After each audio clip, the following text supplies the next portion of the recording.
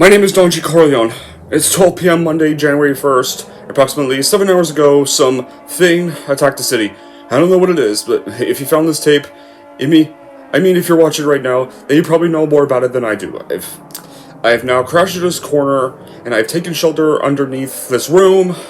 The military has now begun bombing the creature, and I'm caught in the middle.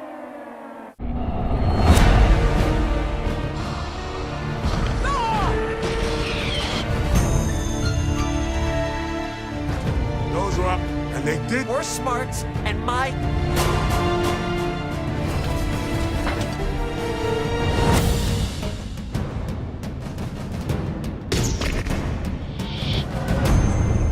He told me enough.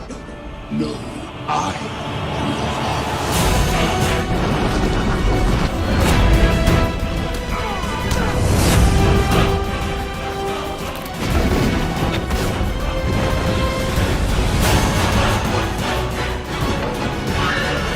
Here's Chuck.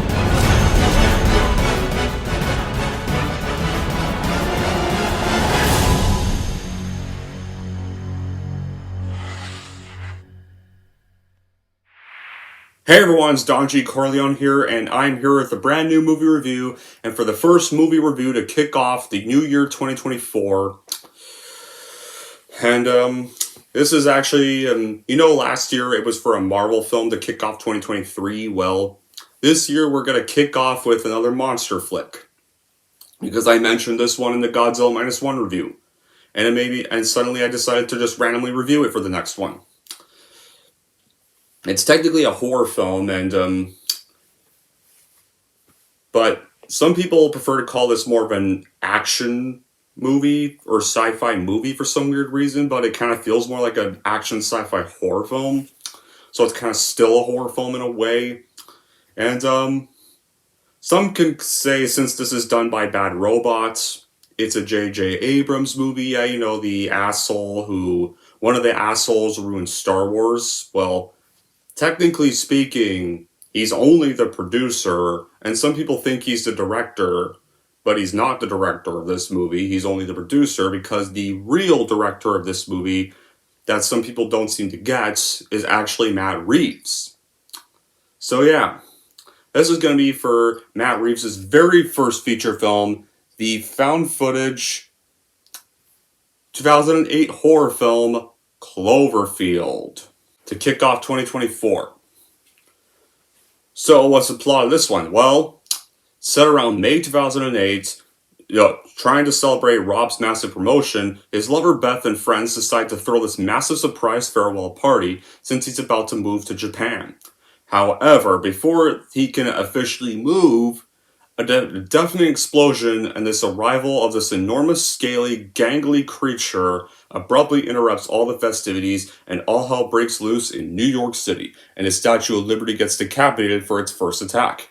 As a repetitive behemoth levels Manhattan, a daring dash to rescue Beth begins, while at the same time, everything gets recorded through the lens of this handheld camcorder, and mayhem and destruction, and in the end, you start to wonder, where did this relentless invader come from? And above all, is there a chance of survival to escape the city? While they go to investigate, this adventure deep into the streets of New York begins as the friends are determined to rescue Rob's true love. Yeah, so how is this film made? Well, producer J.J. Abrams conceived this new monster film after he and his son would visit a toy store that was in Japan while he was busy promoting Mission Impossible 3. He explained that they had saw all these Godzilla toys, and they thought that they wanted to make their own American monster, and be not like the Godzilla or King Kongs. He loves King Kong, and King Kong was adorable to him, and Godzilla was a charming monster to him. They loved Godzilla, but he wanted something that was just insane and intense, and not like a fun little popcorn flick.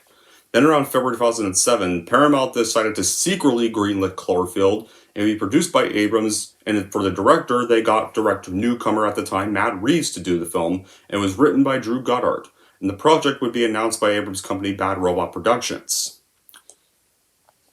And for the scene with the severed head of the Statue of Liberty, They were inspired by the poster for the 1981 film Escape from New York, and where the head lies on a street in New York. And Reeves explained that it was an incredible, provocative image, and it was the source that inspired producer J. Abrams to say, like, this would be an interesting idea for a movie. Now, when it came to the marketing of the film, there was this viral marketing campaign.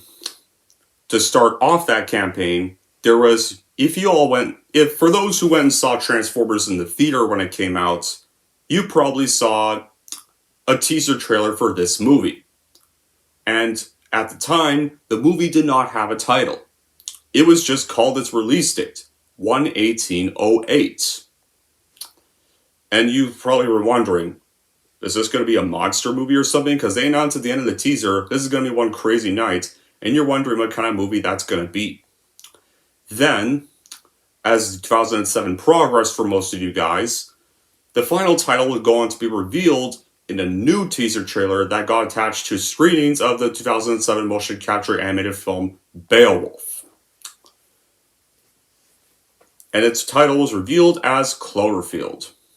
And it had limited pre-release details, like it garnered online speculation and forums and websites that were dedicated to hidden information about the film. Some tie-ins, especially a prequel manga series, were all released as part of the marketing campaign.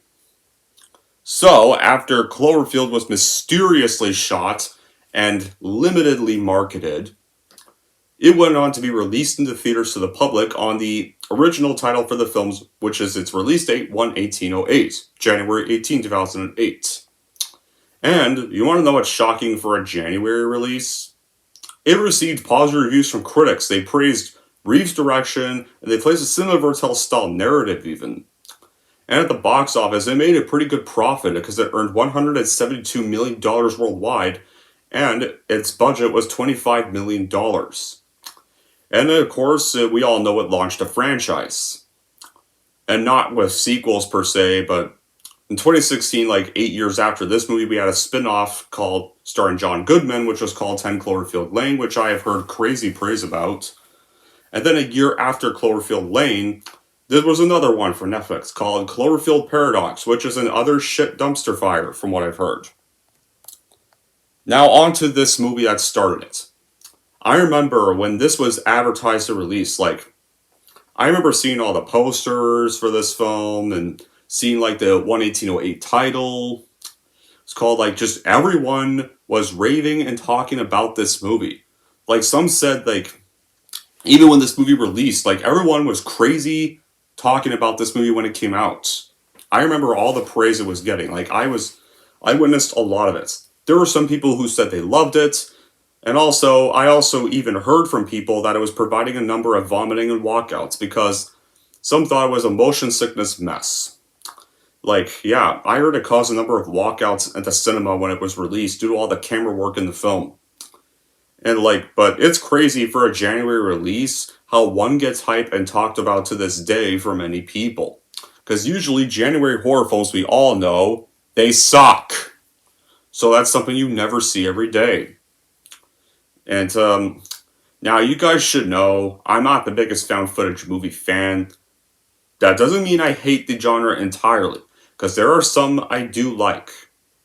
I liked Chronicle, I liked the first two Rekka movies, I liked VHS 2, and shockingly, everyone was shocked I actually liked VHS 85. I can't believe I'm actually saying that. I actually liked VHS 85. Okay, some people need to deal with that. Who thought I was going to rant on it? Sorry, I liked it. And finally, this movie itself, Cloverfield. And you're wondering, what about the Blair Witch Project? Guys, I've said this countless times. I'm not a fan of the Blair Witch Project either. I get there's some YouTubers I like who like that movie, and because I've seen their videos on it, I can see why it was successful when it was released. There's a good reason it actually got praise. There's good reasons for its praise. For that. And I'm fine with it. But I just think Blair Witch Project was just a boring movie. I mean, it's better than the sequels it got, but the best part of Blair Witch Project was the ending. And by the time it starts to get finally scary, it's over. Alright, but we're talking about Cloverfield, guys. For my reaction to Cloverfield, I will say that I really did like this film. And I consider it one of the better monster films that's not from the 50s or the 60s. And especially not one that's like King Kong or Godzilla. And horror creature features don't really count for that genre, guys. I mean for one similar to Godzilla or Kong. It's like some people would compare this to the Blair Witch Project because it's told from the point of view of someone's shaking camera. And unless you have motion sickness, I don't think that's a bad thing. What matters is who's in front of the camera. And while Blair Witch Project does feature annoying people screaming at each other, this actually did make me care about the characters. Because that's a big problem I have with found footage movies. They usually, most of the time, feature obnoxious characters. Nearly all of them. This one, thankfully, does not. The only exceptions where the characters are obnoxious are Chronicle, Rec 1 and 2, this movie. VHS 2, there were some douchey characters, same with 85, but these ones I've mentioned are the only ones that don't really have people being annoying. And this is the film that literally only costed $30 million to make. And it looks like it costs a lot more. And to be honest, the doc-style perspective would probably either make or break the movie for you, especially considering that some younger generations of people at the time that did embrace this film, given this type of presentation that was familiar. And director Matt Reeves, even, who had since gone on to direct other films like Dawn of the Planet of the Apes, War for the Planet of the Apes, and recently did that new Batman reboot with Robert Pattinson for 2022 that I really loved, and was my favorite movie of that year. I think, Matt Reeves is a legendary director, and I think the only film I've not a big fan of from him is Let Me In. That's probably his one movie I don't really like. Yeah, sorry guys, but I think Let Me In is very overrated. Rated, alright? And Reeves, however, with this movie, with this first big feature film to be worldwide released, Reeves simply just throws viewers into the fracas and truly makes the experience seem visceral in a lot of ways that other films would see with this kind of thing we usually fail at doing today. You feel as if you're actually right there with the main characters, and they try to navigate the crumbled streets of New York City, and every once in a while they get a glimpse of the hideous Mistress Beast. And the filmmakers very much have to follow the Jaws rule of only showing glimpses of the creature in their early goings, and building upon a success with further looks as the movie goes on, until the last scene of the movie where you finally get to reveal what the creature really looks like. And this, like with other films around the time, Spielberg's War of the Worlds, it completely immerses you in this incredible situation with no knowledge to comfort you. It's very disorienting and it adds to the experience, and you never figure out what the hell is going on, but you're into survival and you put it past you. You're literally placed with a bunch of characters whom you get to know, and eventually you must join their frenzied search for this friend who's being subjected to some horrifying imagery and new threat, while you're being subjected to some horrifying imagery and new threats. And the effects even look great and realistic thanks to the handheld camera. And it isn't too bad looking if you manage to get a seat further from the screen. Even the filmmakers really come up with some really great creature designs that are menacing and very much original. And usually, this movie doesn't even have any music at all. And if you're bound to be upset over that, then you definitely gotta watch the credits, because that's where you do get music. And with this, and that's a score from Michael Giacchino called Roar, that plays at the end of the movie. You get brief sounds for your score, and that's about it.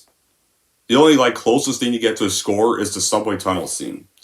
What makes Cloverfield unique, though, is the perspective thought where we see the events unfold. The whole thing gets presented as if it were this leaked clump of handycam footage taken from a small group of people, as if it's government property that got affected by these happenings.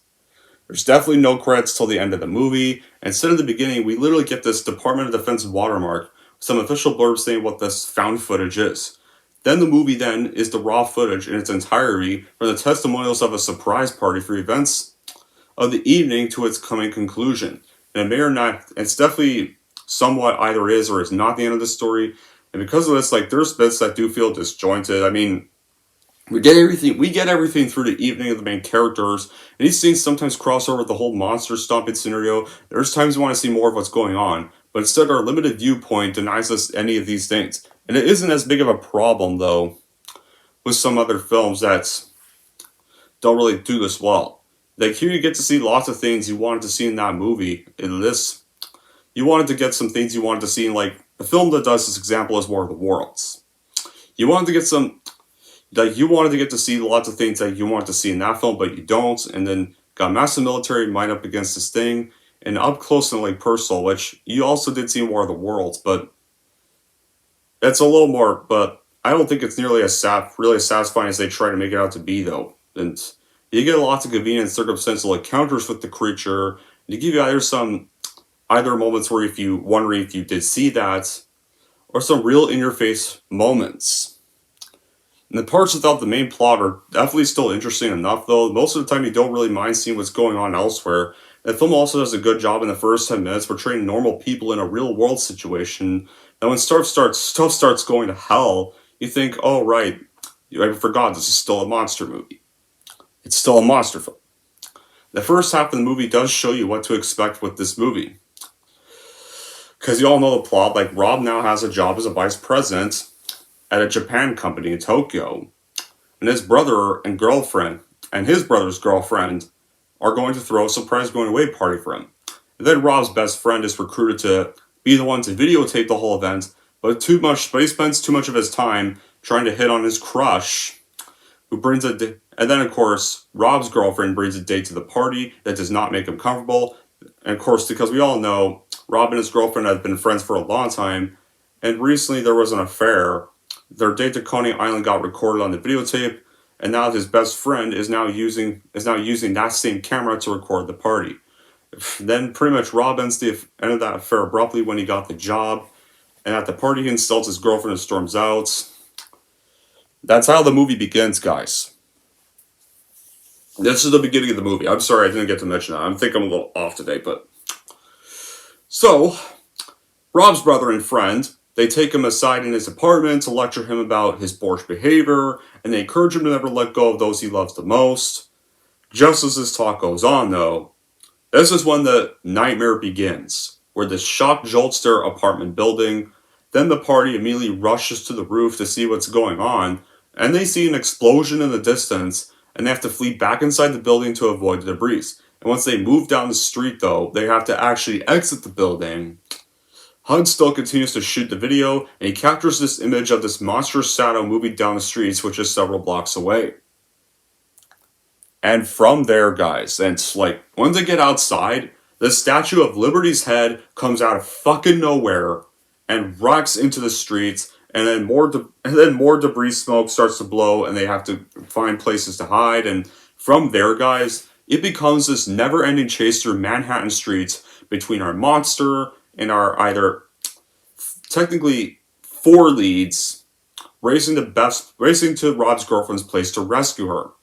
And as a viewer, you feel like in this with this case of the film being found footage, this version you feel like you are with the group because you are literally seeing the movie from the first person view. You feel connected to the characters, you understand this because of their loss.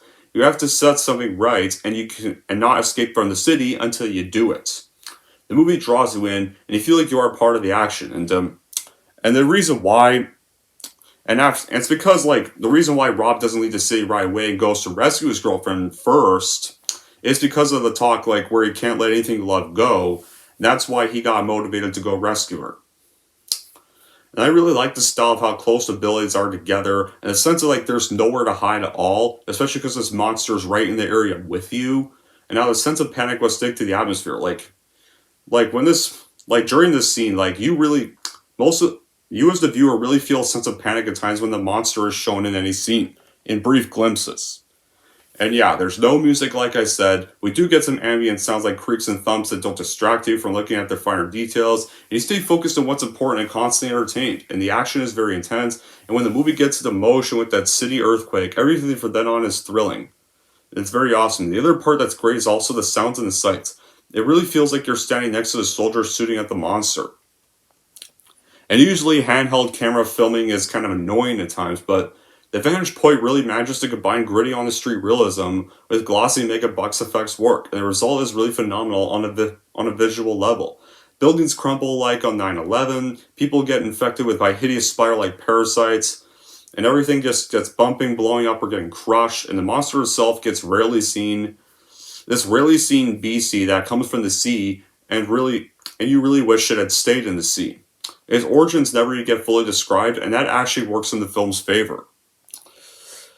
And one of the major elements that really makes Cloverfield effective is the suspense involved. Like, first of all, the film's art cover, which is literally, it makes it look like it's a war movie at first because of the aftermath of a violent war and the iconic New York landscape and the Statue of Liberty's headless body.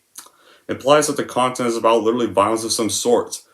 But first, though, like, Cloverfield actually does start off with a romantic scene of Rob and his girlfriend waking up because they had spent the night together, and then they go on this date. And oddly enough, the film then really cuts to an actual party being thrown.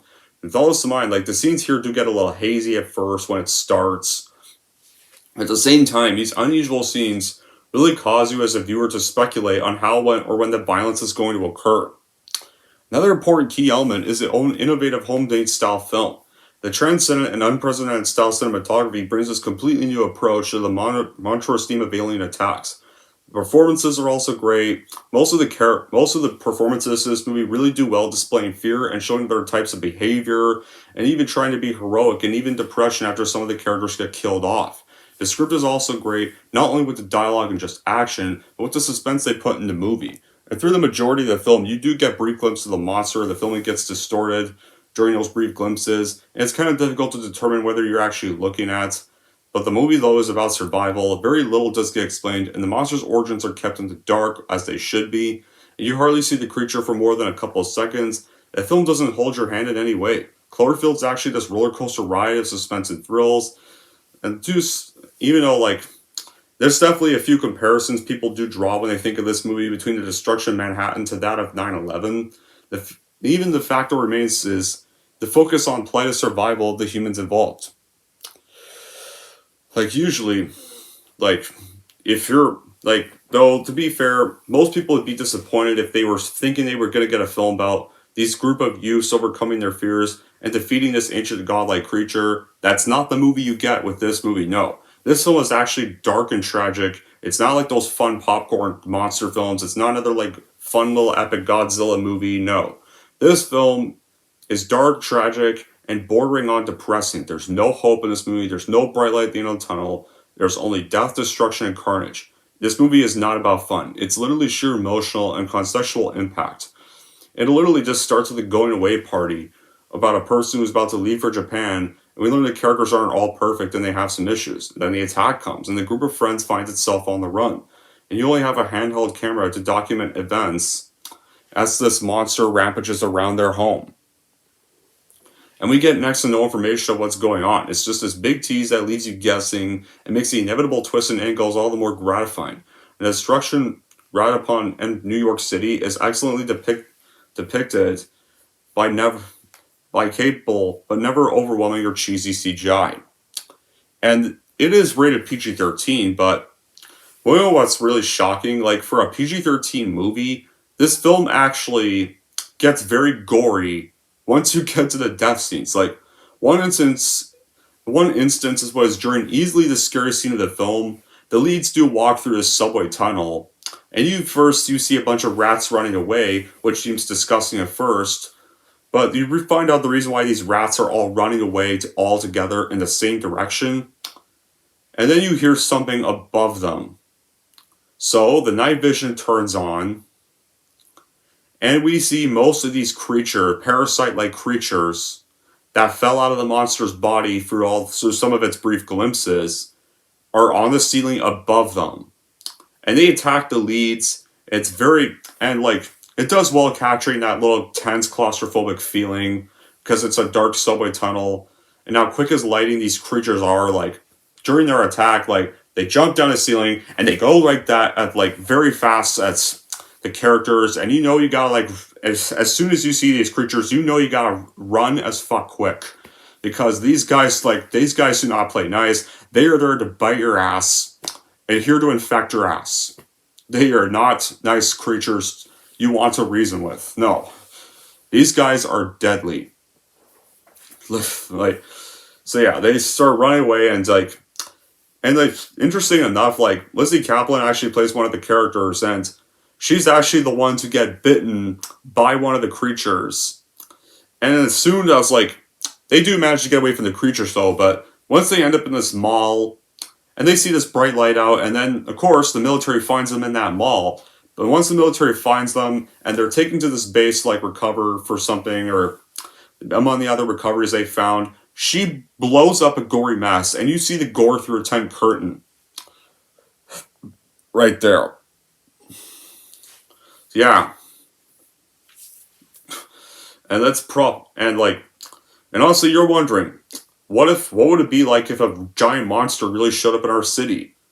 The result would be easily this movie. It does very well to portray that. You have, like, little to no information about this monster, you just want to escape, you got no real monster plan, and authorities stuff definitely appear out of nowhere, and they know more about the monster and the situation than you do, and they would definitely not trouble to keep you informed.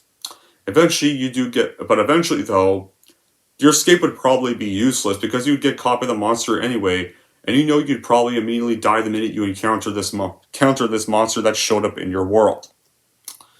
And it's like, how did the climax of this movie go even? Like, yeah, this would be the realest thing you get to a real life monster attack. Like, and after, like, many other moments of mayhem and running through the streets of Manhattan, how would the climax of this movie go? Well, once the remainder of the group gets to that base and Lizzie Kaplan's character then dies, the group then gets permitted by the sergeant to leave and try to go get Beth.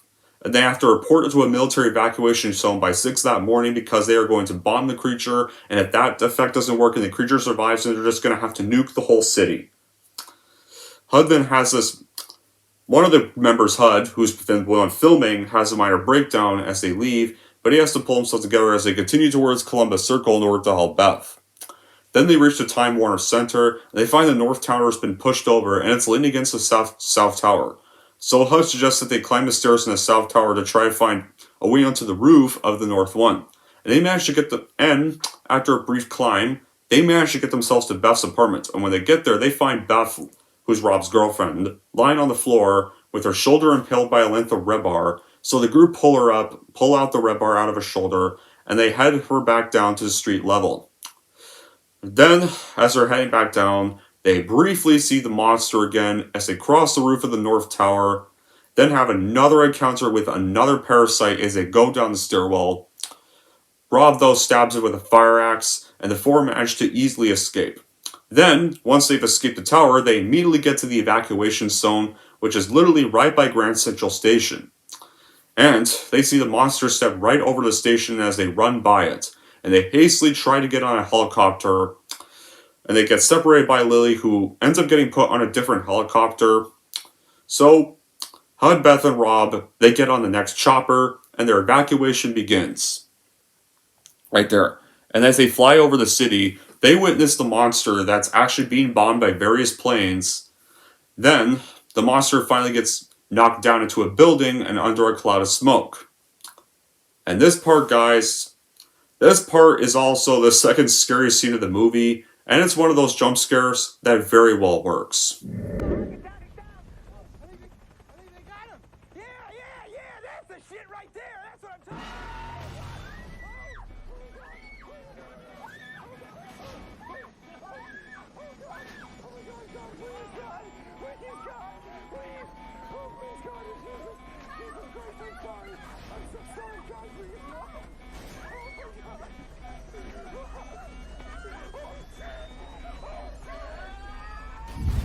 Yeah. So, after the chopper crash lands in Central Park, and our three leads are the only ones who survive the crash because the pilots are briefly seen dead. The group then wakes up a couple minutes later, and they help each other get out. Though Rob's leg is injured in the crash, and HUD has to put the camera down to help him get away. But of course, like, this part did kind of frustrate me a little because, like, when they're fleeing, don't you think maybe they should leave the camera behind, not go back for it? Because HUD goes actually back for the camera. Instead of just, like, leaving the camera behind, like, you should have just left the camera behind and just forgot about the camera. Like, you did not need to go back for the camera. But no, HUD decides to actually be an idiot in this scene. He goes back for the camera. And this right here, though, is where you get your monster reveal at this scene. Now, like, I already knew what the monster looked like before I even saw the film, because I remember seeing pictures of the creature on the internet a few times. And when this movie came out, like, they did make us limited time toy for the monster. And I actually got to see a picture of the toy version of it. And I will say, guys, this monster looks once we finally get to see it's what it looks like, it looks very impressive. And it looks like an actually frightening thing. This very frightening giant, like, rat-like creature. What's even more frightening, guys? This monster may be big, but the thing is, this monster is apparently only a baby. Yeah, it's only a baby and it's not even an adult. It leaves you wondering, what does the adult version look like? Probably worse. So, yeah, Rob and Beth are left looking behind the helicopter, so the monster bends down, and its reveal scene, it's like still crawling through, and then it sees HUD, and it's like looking down at HUD, look this look, and then it goes, "Aah!" And it scoops HUD in its mouth, and you get to see the camera inside the creature's mouth for a few seconds, and then it chomps off half of HUD, and the top part of HUD falls out of his mouth, including the camera, and you see his dead body. So yeah, the monster pretty much kills HUD, and Rob and Beth run over to him sobbing. Now, I'll get to the rest of the finale soon, because first, speaking of the finale, does this movie have bad qualities? Yeah, it pretty much does. Like, for the first part of it, the first one, obviously, which is a lot of people's bad quality, the shaky cam.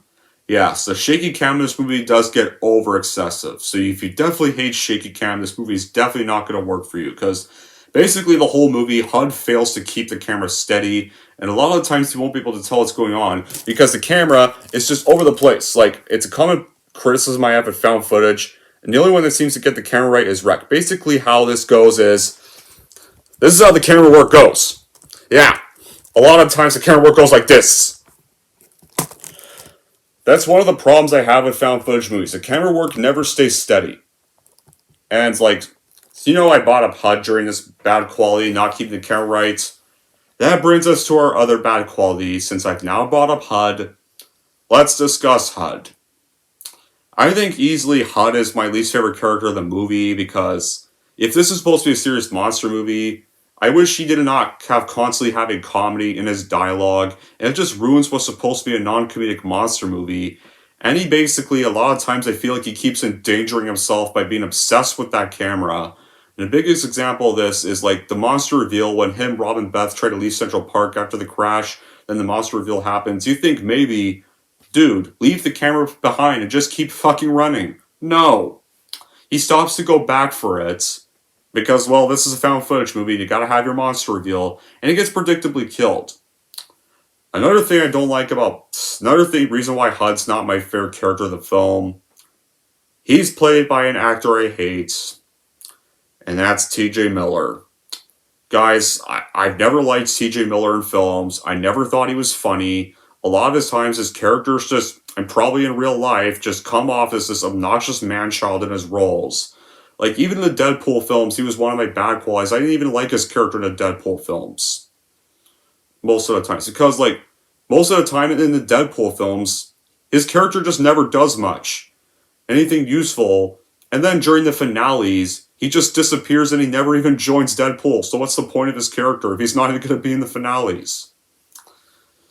Yeah, his character just then flees for the rest of the finale parts of the first two Deadpool movies.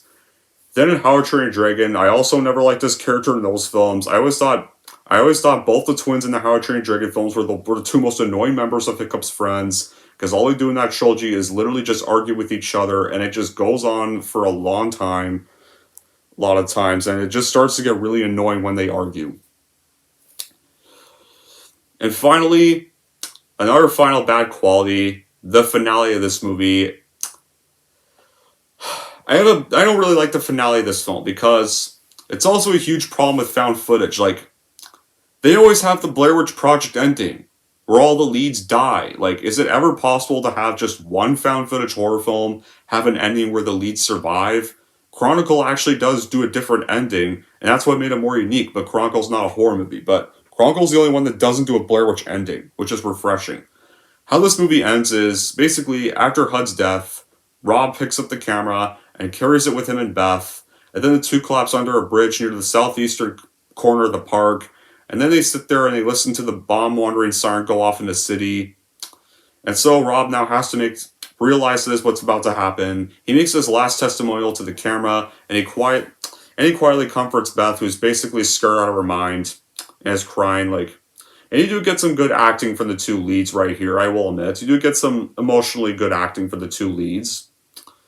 As they're making their last testimony, a bomb then drops on the park, and the camera then basically gets knocked out of Rob's hand and gets buried beneath some rubble, and you hear the monster screaming, and Rob and Beth even proclaim their love for each other just before another bomb goes off and the camera freezes. Then we get to one last shot of their date on the ocean from Coney Island Ferris wheel, and this shot, guys, you have to look very, very close. This last shot is very important because this shot shows the monster getting to Earth. And this was confirmed by Matt Reeves, guys, on the film's 15th anniversary. It's the monster's arrival in New York, and it's hard to notice because it requires to rewind a lot. It's a very hard thing to see. So, in the right corner, if you look very close, you'll see this object falling into the ocean. You have to look to the very right.